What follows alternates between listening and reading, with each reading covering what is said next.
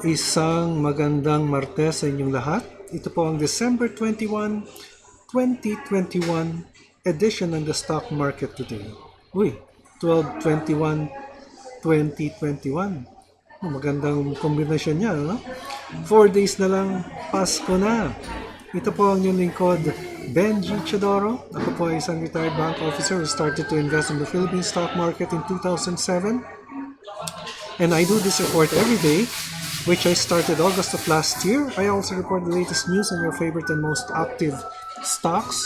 If you like content, I invite you to subscribe to my channel. If you have stocks in mind that you want reviewed, please comment on the comment box and I will prioritize. Ang ating financial news ay tungkol sa dito at sa PSE reclassification ng mga sectors. Kasama po ang ating financial headlines at ang resulta ng trading sa ating PSE ngayong araw, the 21st of December. Dito lamang sa the stock market today.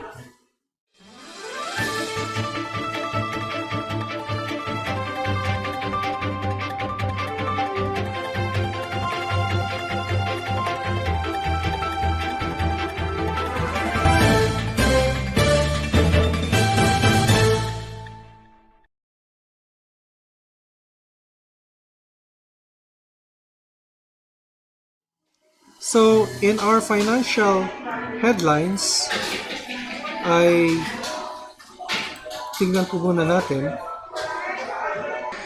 So, this is from the business world. First is Colliers expect real estate recovery next year. PSE reclassifies 11 firms to new sectors and subsectors, which is one of our main news. And then Telco dito ending 2021 with over 2 billion revenue, says Tamano. Another main news that we have. And then Figaro Coffee Group cautiously optimistic on growth plans. And then Manila Water MWSS again pushback date for new concession deal. And finally NLEX LRMC outline measures for the holidays. So let's go first here to the PSE. PSE reclassifies 11 firms to new sectors and subsectors. So the PSE will classify 11 listed firms to new sectors and subsectors by next week, December 27. In a circular published on Monday, the local board said the reclass is in consideration of corporate developments disclosed to the exchange as well as a result of a review of companies' financial statements for the year 2018 to 2020 and the latest quarterly report of 2021. PSE sector classification guide provides that the company will be put under a sector and subsector that is closely related to at least 60% or more of its revenue maker. So based on revenues pala yun. Ito, yung source ng revenues niya. No? Yung sector na kabibilangan niya, Ayala Logistics or All HC will be under the property firm from the holding companies. Accordingly, All HC shall become a constituent of the property index from the holding firm's index. Berjaya will be classified under retail of the services sector coming from casinos and gaming. Meanwhile, Bell will be moved to services sector under casinos and gaming from property. The Villar-led Golden MD Holdings will be classified under property sector from services. Jollyville Holdings will be classified under the electricity, energy, power, and water of the industrial sector instead of the holding firms. Keepers will be moving to food, beverage, and tobacco subsector of industrial after being under construction, infrastructure, and allied services subsector. MJC will be classified or reclassified to casinos and gaming under the services sector after having been under the holding firm's sector. Omico will be moved to property sector from mining and oil. And then Synergy Grid will be under the electricity, energy, power, and water of industrial, while SOC will be reclassified to property Both firms were previously part of the holding firms sector. Meanwhile, PhilWeb will remain under the services sector of casinos, gaming sector, instead of information technology. So take note po, no? Mababago po yung mga sectors natin at magkakaroon po ng realignment ng mga sectors na ito. And then our next news will be on dito, no? Yan po. From the business world also, Telco dito ending 2021 will offer 2 billion revenue, says Tamano. So Dito Telecommunity announced on Monday, that was yesterday, that it had generated 2 billion in revenue as of December 18 and that it expects to reach up to 2.3 billion by the end of the year. We already have that as of December 18. We already reached our 2 billion revenue mark, said Dito Telecommunity Chief Administrative Officer Adel Tamano during a virtual briefing. For next year, our ambitions are much bigger, he noted. I am not allowed to say that because we are still working on our budgets and our plans for next year. Dito Telecommunity has already built more than 4,000 cell towers, the company said, up from 1,300 or 1,300 towers that reported in February this year. The telco, which began commercial operations in March this year, said in July that it was targeting to complete 4,500 cell towers by December as part of its nationwide expansion. Dito Telecommunity now has more than 5 million subscribers in more than 500 areas, according to Tamano. Okay, so that's good news for Dito, and I think tignan po natin ang Dito mamaya. Tignan natin kung nagre-respond siya katulad ni Tel and Glow, di ba? Kasi nagbe-benefit po si Tel and Glow from the passage of a bill allowing 100% foreign ownership of telcos. In the meantime, let me read to you some comments of our dear subscriber. Okay, so let's take a look at the comments here. Sabi po ni, uy, si Miss JD commented, very insightful video, Benjamin. Keep it up. Naku, Miss JD, maraming po salamat sa inyo. At this is meaningful for me, for you supporting my channel. Alam niyo po, idol ko po yan si Miss JD. At malaking tulong po yung nagawa sa akin when I was just starting. Supportahan po niyo yung channel niya.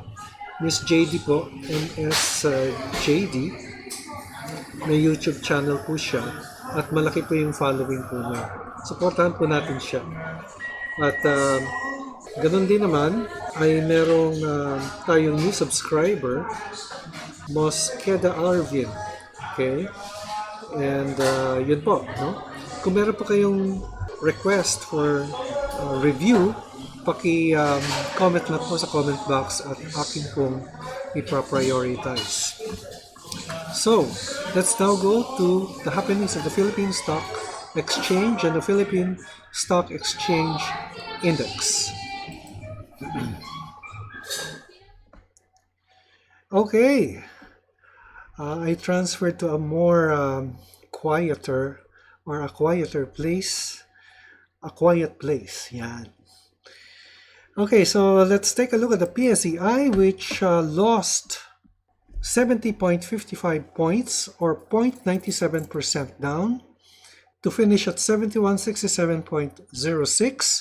Pero the MO100 is still acting as our support here. And then in the market summary, 106 companies declined, 75 advanced, while 56 remained unchanged.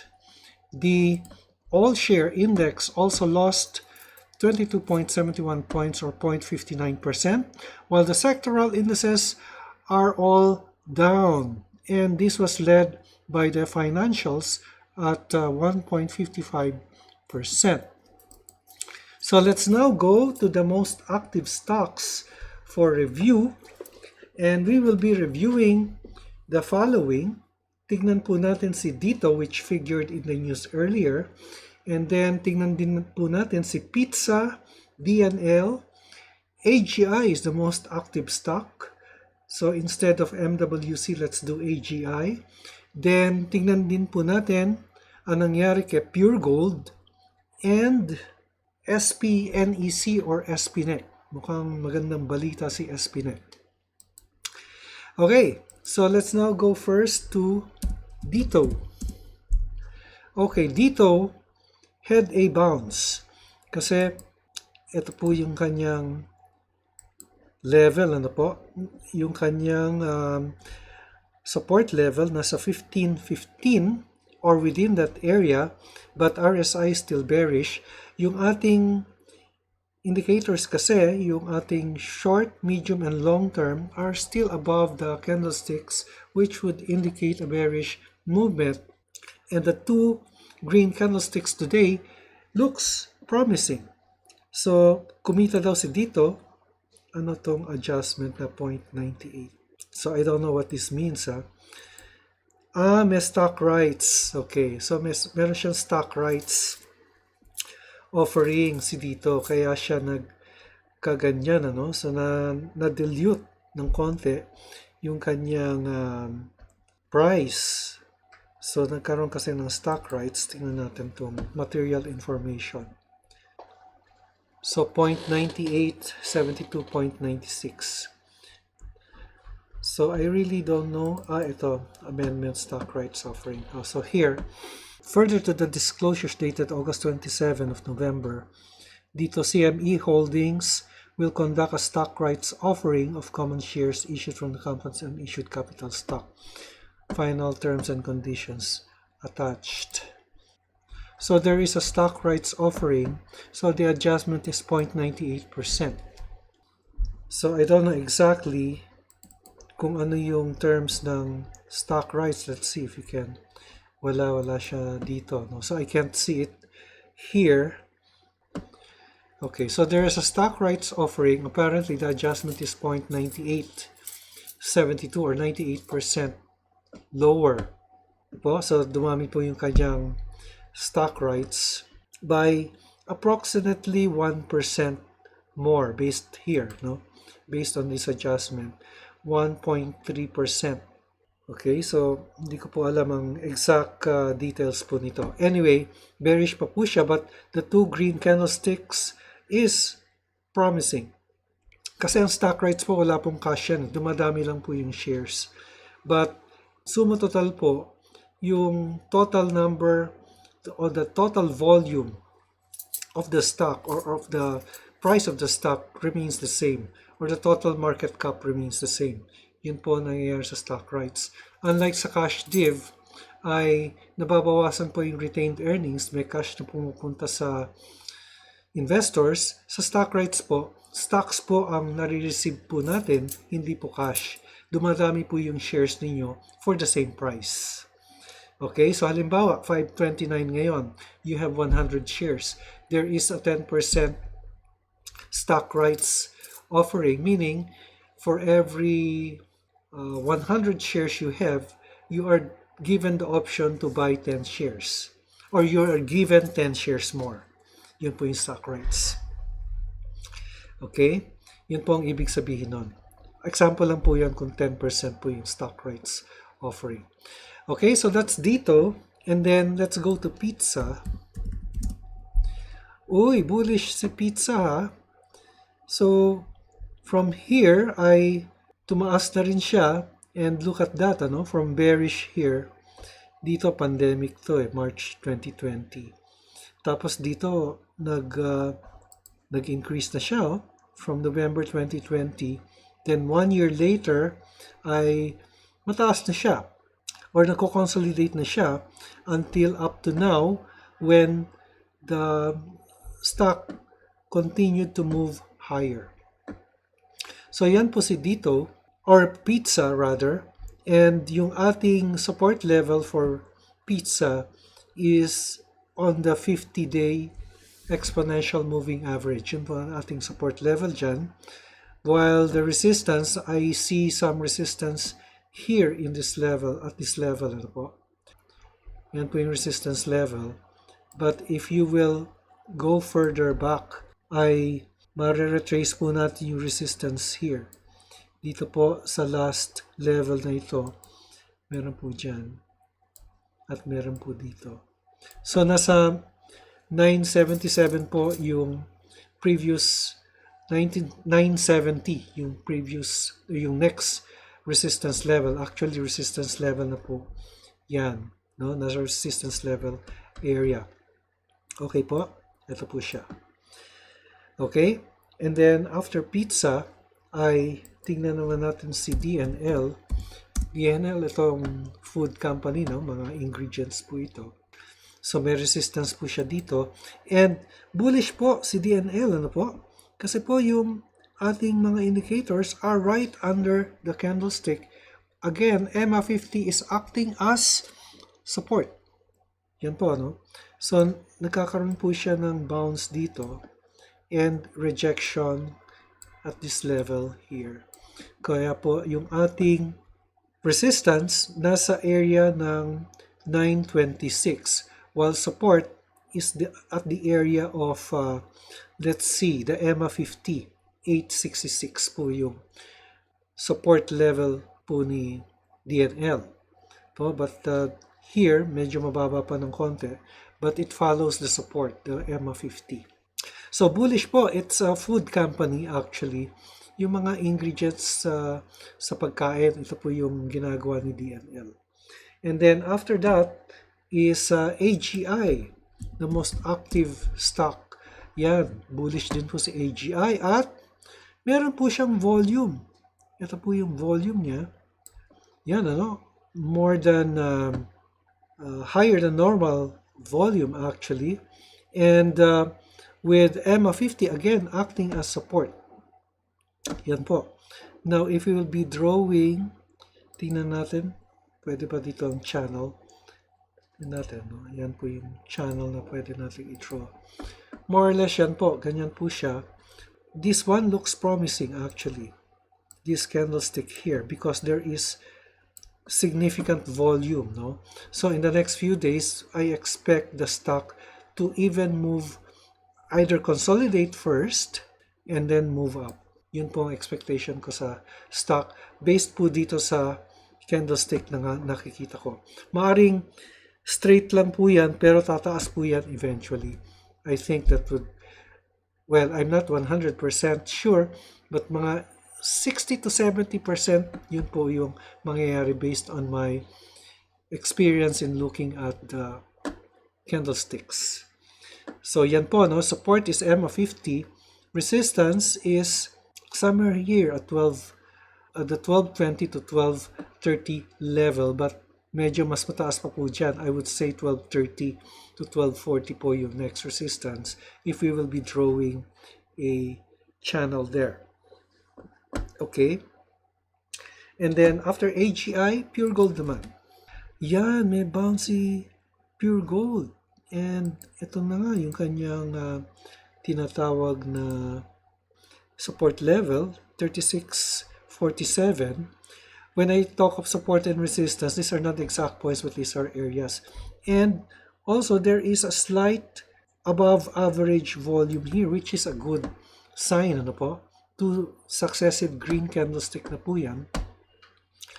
At fundamentally, very good naman po si pure gold. Ano po? Good naman po siya. And yung next resistance level, I can place it siguro dito sa area to. Kasi po, when you look to the left, meron pong resistance dito sa area yan. Meron pong another resistance here. And then there is a support here which became a resistance. And again, there is a support and resistance at this level. Here, I think that is the next resistance, but the higher resistance would be here at this level here.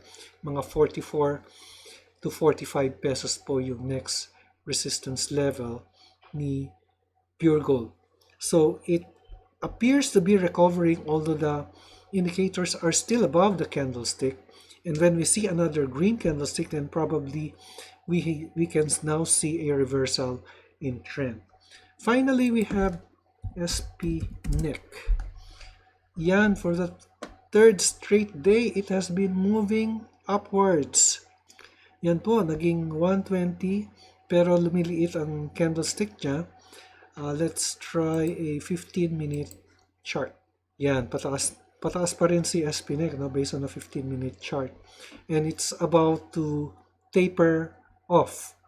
Kasi po based on a 20-day exponential, but actually these are 20 15-minute time frames, no? But I wouldn't do something here based on a 15-minute time frame. I do it on a per day. Pwede din po natin i-analyze ito na almost tapering, no? Kasi nagko-cross na po ang 20-day, no? Exponential moving average, 20 na 15-minute. Yun po ang ibig niyong sabihin dyan. Mukhang nagte-taper off na po siya ang kanyang presyo. But RSI is still bullish at 56. So nag-open po siya at 115, gaining 4 centavos or 3.60%. That's good news for SPNEC. Yan po ang ating report sa stock market, December 21, 2021. Ito po si Benji Chodoro nagpapaalala, an investment in knowledge pays the best interest. Maraming salamat sa inyong pagtangkilik at hanggang sa muli. Merry Christmas, God bless, and bye for now.